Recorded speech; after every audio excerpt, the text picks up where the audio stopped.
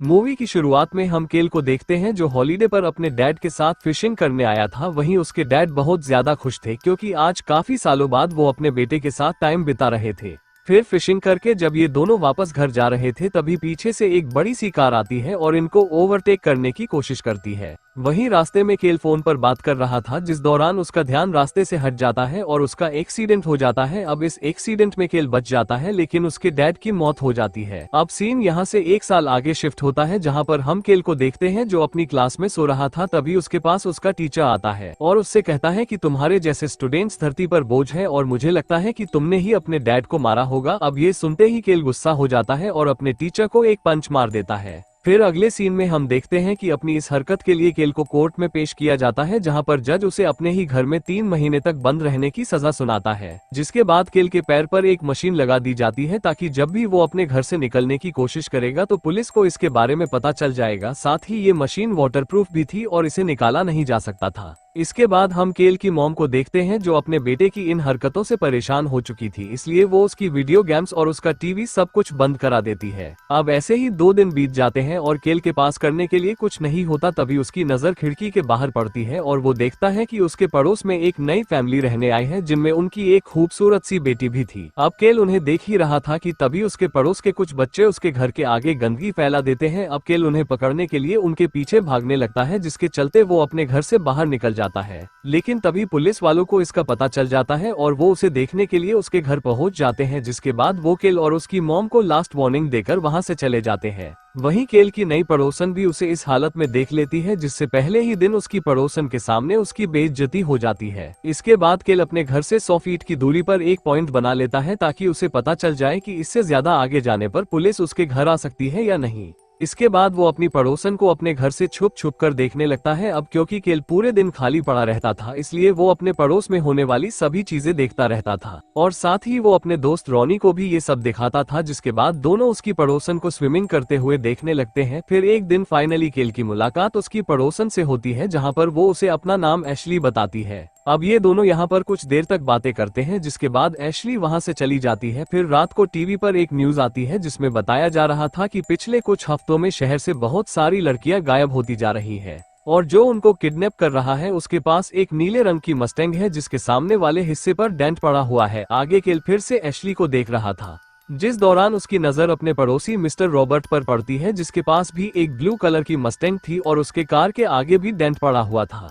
फिर रॉबर्ट अपनी कार से उतरता है और उसके हाथ में 2 प्लास्टिक के बैग थे जिसको लेकर वो अंदर चला जाता है। अब यहाँ पर केल को रॉबर्ट पर शक होने लगता है कि शायद यही वो किडनैपर हो सकता है जो लड़कियों को गायब कर रहा है। फिर अगली सुबह जब केल न्यूज़पेपर पढ़ता है तो उसमें भी वही न्यूज छपी थी कि शहर से एक लड़की गायब हो चुकी है। इसके बाद केल अपने फ्रेंड रॉनी के साथ मिलकर शहर में अभी तक जितनी भी वारदातें हुई थी उनकी हिस्ट्री चेक करता है। तभी उसे पता चलता है कि लड़कियों को एक ही तरह से गायब किया गया है और जिन लड़कियों की डेड बॉडी मिली है उन सभी को भी एक ही तरह से मारा गया है। फिर कुछ देर बाद एशली वापस स्विमिंग करने आती है और ये दोनों लोग दूरबीन लगाकर उसे देखने लगते हैं। तभी एशली भी उन दोनों को देखते हुए देख लेती है जिसके बाद वो गुस्से में केल के घर आ जाती है। अब केल को लग रहा था कि शायद एशली उसे गुस्सा हो गई है, इसलिए वो तुरंत बात को बदल देता है और उसे अपने पड़ोस के रॉबर्ट बारे में बताने लगता है। वो उसे बताता है कि शहर में जो भी किडनैपिंग हो रही है उनके पीछे शायद ये रॉबर्ट ही हो सकता है। अब उनकी बातें सुनकर एशली को भी उस पर ट्रस्ट होने लगता है जिसके बाद ये तीनों मिलकर रॉबर्ट की जासूसी करने लग जाते हैं।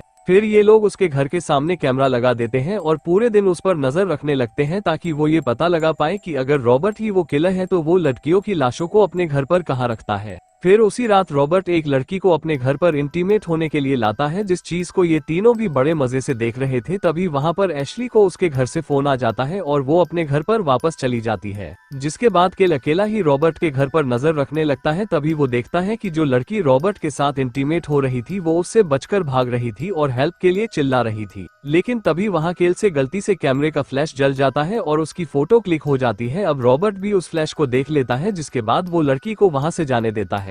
फिर अगले दिन रॉबर्ट केल के घर पर आता है क्योंकि वो उसकी मॉम को सुपरमार्केट से उसके घर पर ड्रॉप करने आया था। फिर रॉबर्ट केल को सीधा धमकी देता है कि उसने अपना अगला शिकार चुन लिया है और वो है केल की मॉम बाबरा, और ये कहकर वो वहाँ से चला जाता है। अब केल ये सारी बातें जाकर एशली को बता देता है, लेकिन एशली उसकी बातों पर ज्यादा ध्यान नहीं देती क्योंकि आज उसने अपने घर पर एक पार्टी रखी थी और उसके मॉम डैड भी आज रात घर से बाहर थे। जिसके बाद रात को एशली कई लड़कों को अपने घर पर बुलाती है और उनके साथ पार्टी करने लगती है। वहीं केल अपनी सजा के चलते उस पार्टी में नहीं जा सकता था, इसलिए उसे बहुत बुरा लगता है। इसके बाद केल को पता नहीं क्या होता है और वो अपने घर के बाहर जोर जोर से म्यूजिक बजाने लगता है, जिससे एशली की पार्टी खराब हो जाती है। फिर जब गुस्से में एशली केल से बात करने के लिए उसके घर पर आती है, तभी केल उसकी तारीफ करने लगता है और उसे डायरेक्टली प्रपोज कर देता है। अब ये सुनकर एशली को भी बहुत अच्छा लगता है, जिसके बाद वो दोनों किस करने लगते हैं। वहीं दूसरी तरफ रॉबर्ट अपने घर पर एक लड़की को लाता है और उसे मार डालता है, जिसके बाद वो उसे अपने बैग में बंद करता है और उसे अपने गैराज में ले जाता है। फिर जब वो उस लड़की को अपने गैराज में ले जा रहा था, तभी केल और एशली उसे देख लेते हैं।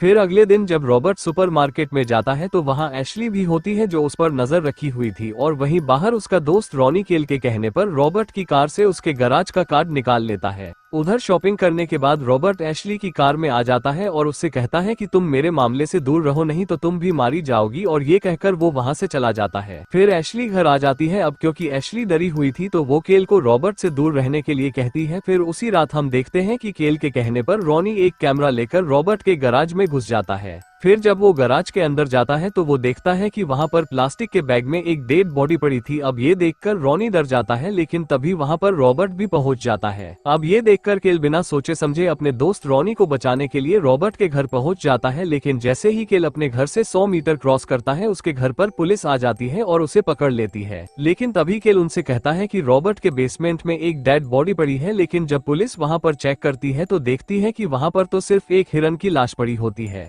आगे पुलिस केल को उसके घर ले जाती है और उसकी मॉम से कहती है कि अब केल को रॉबर्ट से माफी मांगनी होगी, और अगर उसने ऐसा नहीं किया तो उसे कल फिर से कोर्ट में पेश होना होगा। अब उनके पास कोई ऑप्शन नहीं था, तो केल की मॉम को रॉबर्ट के घर पर माफी मांगने जाना पड़ता है। वहीं दूसरी तरफ केल के पास रॉनी आता है, जो कि रॉबर्ट के घर से भागने में कामयाब हो गया था, क्योंकि जब केल की वजह से पुलिस वहां पर आई थी तो रॉबर्ट का ध्यान रॉनी से हट गया और वो अपना गैराज छोड़कर अपने घर के बाहर आ गया। तभी रॉनी इस मौके का फायदा उठाकर वहां से भाग गया। अब यहाँ पर केल अपनी मॉम को देखने की कोशिश कर रहा था, क्योंकि वो रॉबर्ट के घर पर उससे माफी मांगने गई थी। उसी दौरान रॉनी केल को रॉबर्ट के बेसमेंट की एक वीडियो क्लिप दिखाता है, जिसमें एक लड़की की डेड बॉडी की फुटेज रिकॉर्ड हो गई थी। अब ये देखकर केल को पूरी तरह से यकीन हो जाता है कि रॉबर्ट ही वो किलर है। वहीं दूसरी तरफ हम केल की मॉम और रॉबर्ट को देखते हैं, जो कि आपस में बातें कर रहे थे, लेकिन तभी अचानक रॉबर्ट उसकी मॉम को मारकर बेहोश कर देता है। फिर वो वहाँ से केल के घर पर आता है और रॉनी के सर पर एक बेसबॉल बैट मारकर उसे भी बेहोश कर देता है, जिसके बाद वो सीधा जाकर केल पर हमला कर देता है। अब यहाँ पर केल उससे खुद को किसी तरह बचाते हुए 100 मीटर क्रॉस करने की कोशिश करता है ताकि पुलिस वहाँ पर आ जाए, लेकिन तभी रॉबर्ट उसे भी मारकर बेहोश कर देता है, जिसके बाद वो उसे अपने घर पर ले जाकर बांध देता है। आगे वो उसे अपना मास्टर प्लान बताता है और वो उससे कहता है कि तुम्हें पुलिस को बताना होगा कि तुमने ही अपने दोस्त को मारकर बेहोश किया,